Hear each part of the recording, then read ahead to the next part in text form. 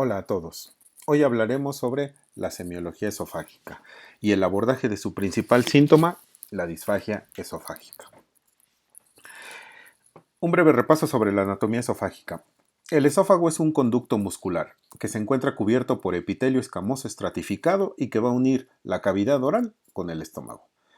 En una persona de 1,70 m, el esófago mide en promedio de 25 a 30 centímetros.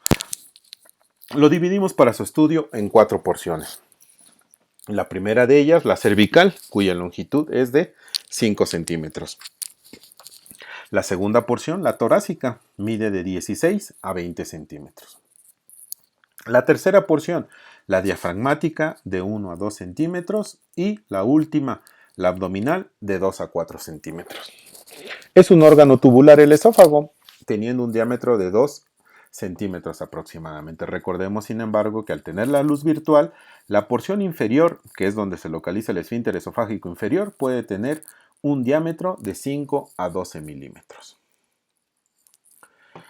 Las 4 porciones en las cuales dividimos el esófago, la primera de ellas es la cervical, cuya extensión es desde la sexta vértebra cervical hasta el borde superior de la segunda vértebra torácica.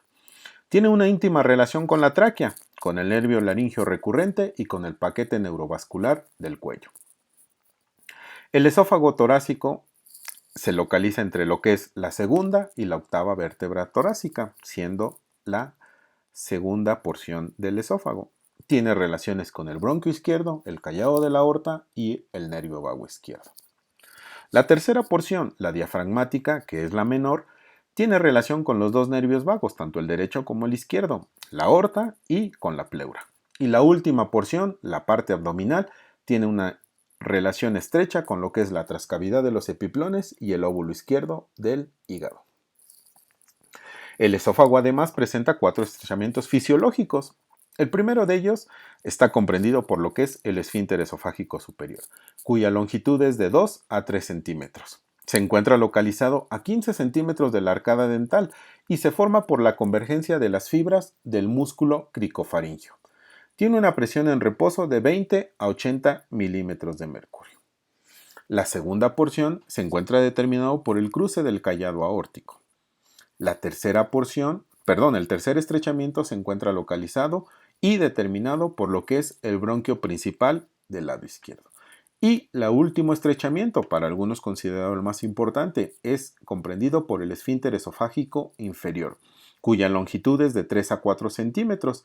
Se encuentra localizado en el cruce de lo que son los pilares del diafragma y tiene una presión normal de 15 a 35 milímetros de mercurio.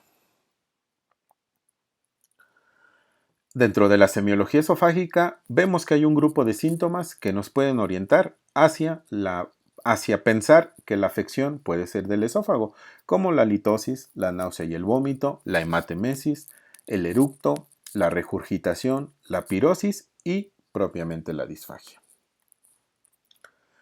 El esófago, recordemos, al ser un órgano tubular, únicamente es un órgano de tránsito y el tránsito de ese órgano es distinto tanto para los líquidos como para los sólidos.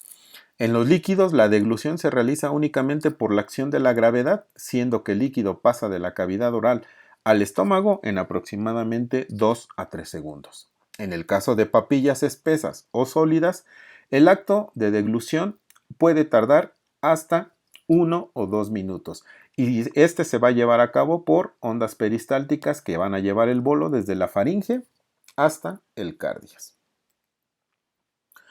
Veamos entonces pues cómo es el abordaje de la disfagia. ¿Qué entendemos por disfagia? La disfagia es la dificultad para tragar o pasar los alimentos a través del esófago. Se dice que tiene una prevalencia en la población general de 6 al 9%. Con la edad aumenta y siendo que hasta en 60% de aquellos pacientes que sean de la tercera edad van a llegar a tener un grado de disfagia. El riesgo en este tipo de población, es decir, de la tercera edad, es que pueda haber aspiración o neumonías aspirativas secundario a esa disfagia. Para fines de su abordaje diagnóstico, la disfagia la dividimos en dos, de acuerdo a su topografía y de acuerdo a su fisiopatología. De acuerdo a su topografía la podemos dividir en orofaringea y esofágica, mientras que de acuerdo a su fisiopatología la podemos dividir en funcional, que involucra un aspecto motor, o bien de tipo mecánico, que involucra un proceso obstructivo o algo que esté obstruyendo el paso del esófago. La disfagia orofaringea, que ocupa el 80% de los casos, está relacionada a que es producida más frecuentemente con los líquidos. Esta se encuentra localizada propiamente en lo que es la cavidad oral y en la primera porción del esófago, habitualmente en la cervical. ¿Sale? Aquí, ¿qué encontramos? Que hay dificultad para iniciar la deglución y que además se va a asociar con regurgitación nasal o bien oral, tanto de líquido como de la papilla que se quiere ingerir.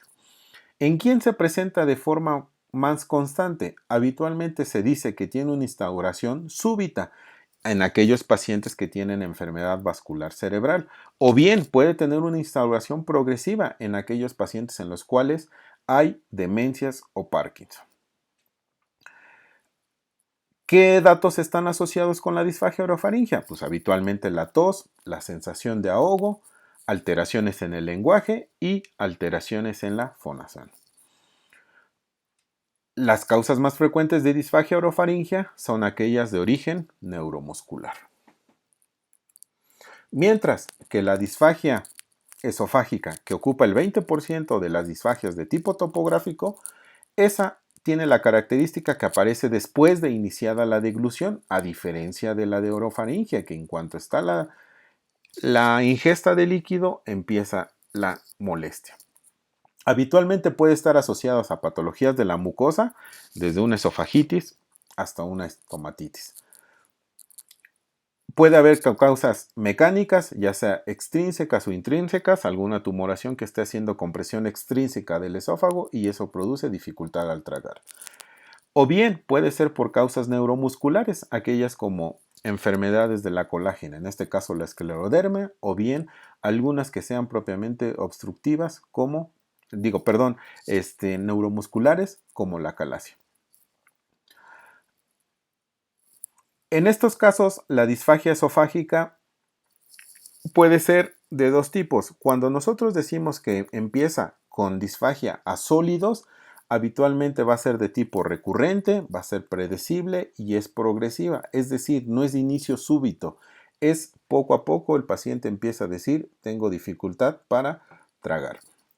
¿Qué es lo que tenemos que pensar de forma constante, sobre todo en el grupo de edad?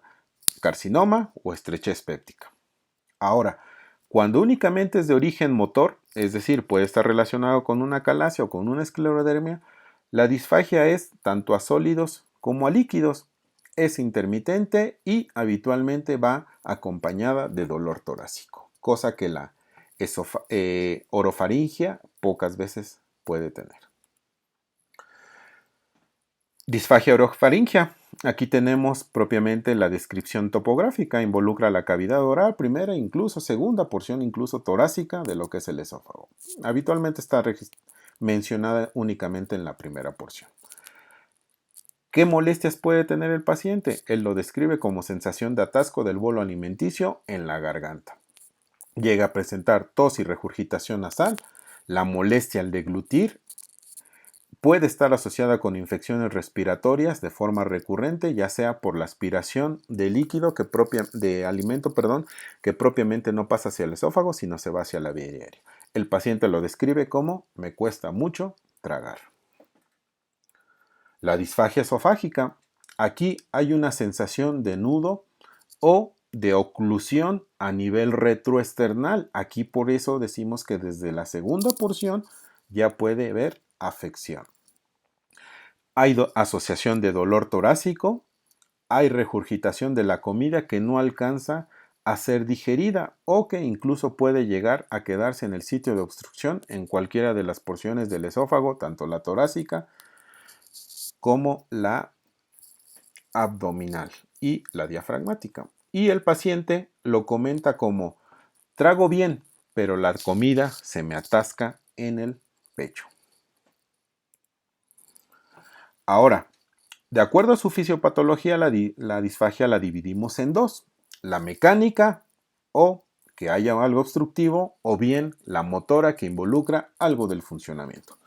¿Qué características tiene la disfagia mecánica? Bueno, al ver en esta puede haber una estenosis de la luz intrínseca, o bien algo que esté haciendo que se estenose la luz, pero por compresión fuera del órgano, es decir, de forma extrínseca. El comienzo en estos casos va a ser gradual, o puede llegar a ser brusco, pero la mayor parte de las veces es paulatino. La localización habitualmente es fija. El paciente les dirá: doctor, me duele detrás del esternón. No lo refiere hacia todo el pecho, sino en una parte localizada. Habitualmente en la mecánica empieza a sólidos y de forma posterior, conforme se va ocluyendo la luz, les va a decir que a líquidos. El carácter, se los vuelvo a repetir, es progresivo. En este caso, la temperatura del líquido o del alimento no influye en la presentación. Cuando le pedimos al paciente que realice una maniobra de Valsalva, no mejorará la disfagia, a diferencia de la funcional. Y las causas más frecuentes: estenosis péptica, es decir, por involucro de enfermedades por reflujo gastroesofágico, o bien un cáncer esofágico que ya esté produciendo crecimiento, que esté ocluyendo parcialmente la luz, o bien algo que se conoce como anillo esofágico inferior, conocido como el anillo de Chasky, y algunas otras causas como las infecciosas. Mientras que la disfagia de origen motor, o que involucra algo en su funcionamiento, decimos que hay una alteración o incoordinación de los mecanismos de la deglución, ya sea a nivel nervioso o bien a nivel muscular. El comienzo en estos casos es gradual. La localización aquí es variable, porque en realidad no hay algo que esté obstruyendo. Simplemente el paciente puede empezar a pasar el alimento y al momento de tragarlo menciona que siente la oclusión. Oiga, pero usted puede decirnos a qué nivel. No, doctor, no lo puedo definir. Por eso decimos que en este caso la localización es variable. En este caso, la disfagia por su origen motor puede ser a líquidos principalmente, mientras que el sólido puede digerirlo de forma adecuada. Es con un carácter intermitente. En ocasiones lo puede tener, en ocasiones no lo puede tener. Aquí sí hay involucro de la temperatura de lo que esté ingiriendo. Se acentúa o se empeora con líquidos fríos. La maniobra de Valsalva mejora la disfagia, a diferencia de la mecánica obstructiva. Y las causas más comunes, ¿cuáles son? Acalasia, espasmo difuso esofágico, o bien aquellos trastornos del movimiento peristáltico del esófago, como el esófago en cascanueces, por ejemplo. Nuevamente, el repaso: la localización. Orofaringia, el 80%, es la más común, mientras que esofágica el 20%. Es la, digamos que menos común, sin embargo, no por ello deja de ser importante. De origen orofaringio, ¿cuáles pueden ser las causas? Neuromusculares, recordemos: enfermedad vascular cerebral, Parkinson, miastenia gravis, aquellas enfermedades relacionadas con la colágena, como el lupus eritematoso sistémico, o bien la dermatomiositis. Puede ser producida también, en el caso de orofaringia, por una relajación anormal del esfínter esofágico superior, en el cual de ellas, ¿cuál puede estar involucrado? Principalmente aquellos trastornos que involucran una relajación incompleta del músculo criconfaringio. Otra de las causas puede ser el divertículo de Zenker. El divertículo de Zenker es una debilidad que se llega a presentar por encima del músculo cricofaringio, y al ser una parte débil puede formar una bolsa, y en esa bolsa permanecer parte del alimento, y eso ser una causa de disfagia. O bien la disautonomía familiar, que son enfermedades relacionadas de forma genética y que están determinadas por una relajación anormal en la parte superior del esfínter esofágico inferior. O bien, dentro de las partes orofaringias podemos encontrar algunas alteraciones estructurales, como que algún carcinoma orofaringio en crecimiento, o secuelas de algún tratamiento que le hayan dado al paciente, bien que haya sido sometido a radioterapia o algún procedimiento quirúrgico que produzca estenosis en esa zona y que por consiguiente va a producir disfagia. Ahora, por localización esofágica la podemos dividir en dos: la estructural y la motora. En la estructural un carcinoma esofágico localizado en la porción media o porción inferior del órgano. O bien un carcinoma del estómago que esté localizado propiamente en lo que es el cardias o en la unión esófago-gástrica. El anillo esofágico, como se los mencionó en un momento, el anillo de Chasky puede ser una causa también de disfagia. Y aquellas alteraciones motoras, siendo la más común la calasia y el espasmo esofágico difuso. ¿Cómo tenemos que hacer el diagnóstico diferencial en el caso de la disfagia? Bueno, primero, tenemos que ver que realmente el paciente tenga disfagia, no que tenga odinofagia, en el entendido que odinofagia es dolor a la deglución que se relaciona con un proceso inflamatorio faríngeo o bien esofágico. El paciente pudo haber ido con el dentista, tener adormecido la mucosa, haberse mordido algo de la mucosa y tener dificultad o dolor para la deglución, y no quiere decir que tenga ninguna alteración estructural ni neuromuscular.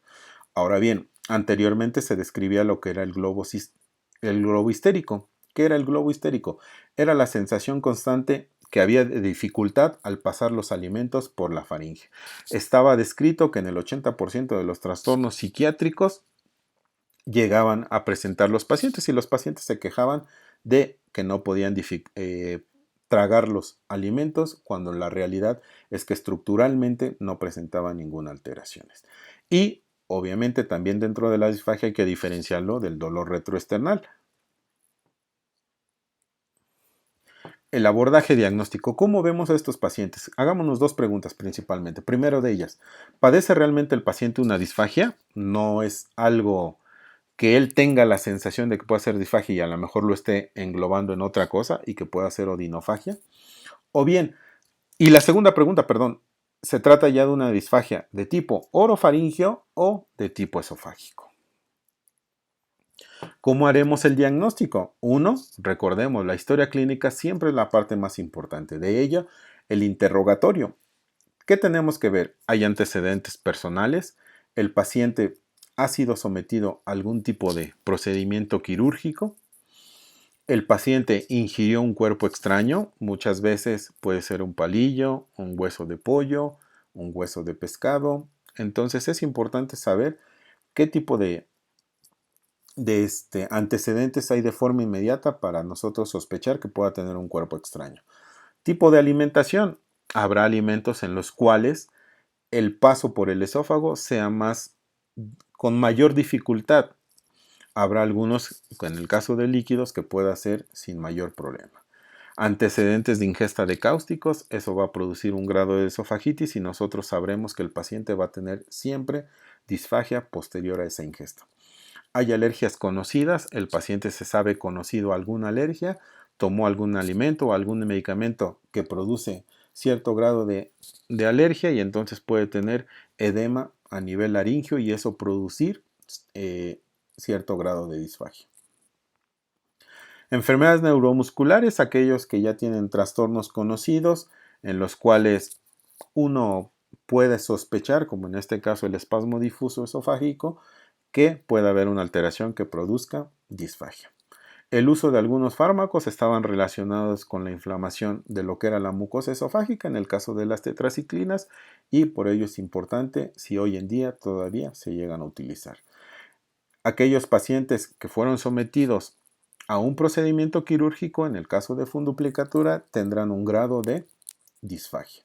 Y el grupo de edad, obviamente, aquellas personas de la tercera edad son más propensos por la multipatología de ser candidatos a tener disfagia. ¿Cómo abordo entonces al paciente con disfagia? Bueno, tenemos que preguntarnos, ¿es la dificultad con los sólidos, con los líquidos o con ambos? ¿Es presente? ¿Está siempre presente o es de forma intermitente? ¿Hay problemas progresivos al tragar?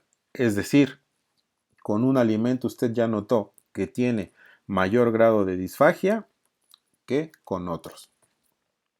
¿Hay dolor al tragar? Es decir, la odinofagia, además de la dificultad. El paciente tiene antecedentes de pirosis crónica, nos hará pensar en enfermedad por reflujo. Y Pensar también y preguntarle al paciente qué otros síntomas se presentan con la disfagia. ¿Hay vómitos? ¿Hay regurgitación? El esófago tiene la particularidad que no es accesible de forma adecuada a la exploración como lo puede ser el resto del abdomen. Es un órgano que se encuentra oculto. Entonces los datos que yo pueda recoger en la exploración física pueden ser de forma indirecta. No es como explorar un colon, como explorar un estómago. ¿Sale? Sin embargo, es importante que nosotros en la inspección veamos si hay alguna alteración en la cavidad oral.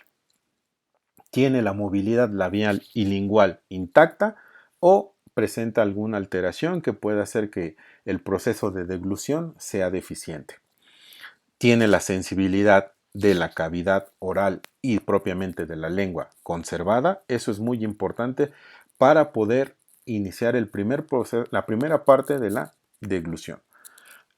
Se encuentran presentes los reflejos nauseosos y el palatino tusígeno. Si están presentes, es muy importante, ya que nos hablará de que puede haber las alteraciones nerviosas se encuentran intactas.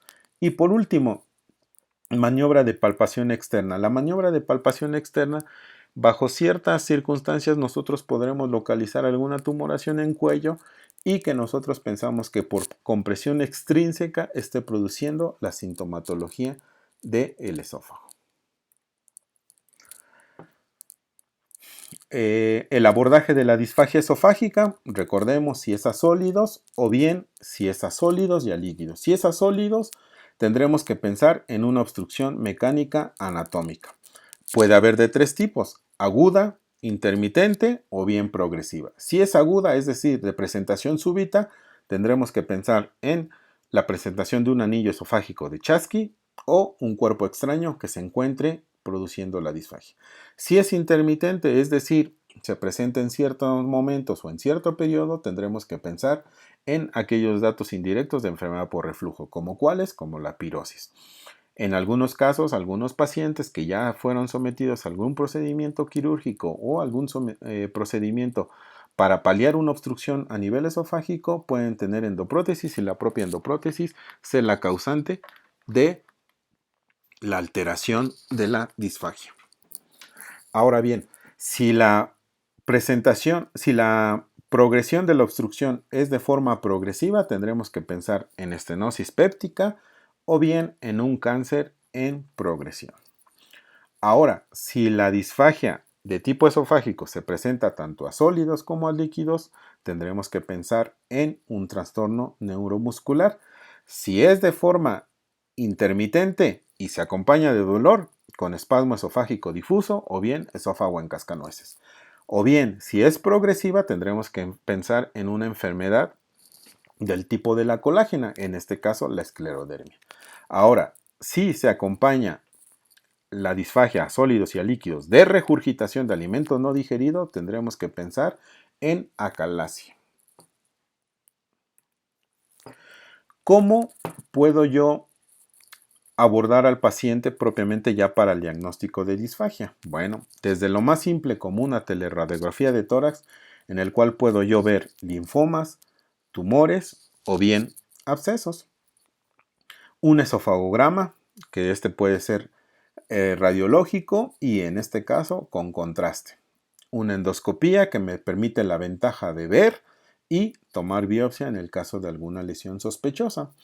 O bien aquellos que nos miden la presión, en este caso de los esfínteres. Ahí se evalúa la función motora y mide la presión del esfínter esofágico inferior y además va a registrar las contracciones esofágicas. Algunos otros de forma indirecta nos permiten evaluar el grado de reflujo del ácido del estómago hacia el esófago, en este caso la pHimetría, que nos permite medir el promedio basal en el cual el esófago está sometido a ácido en un periodo de 24 horas. Y por último, la videofluoroscopía, que esta es una técnica radiológica dinámica con contraste. La videofluoroscopía se considera el gold estándar para la disfagia orofaringia.